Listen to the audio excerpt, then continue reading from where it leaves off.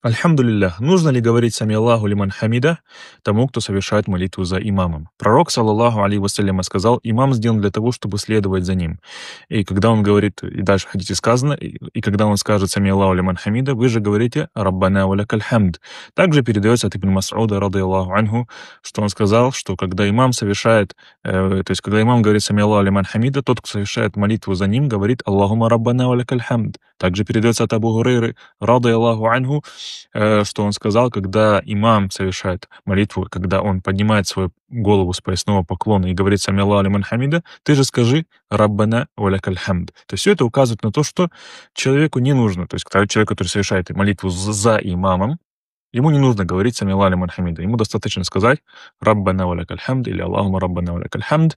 И это мнение, то есть большинства ученых, это мнение ханафитов, ханбалитов и маликитов. Аллаху а'лям.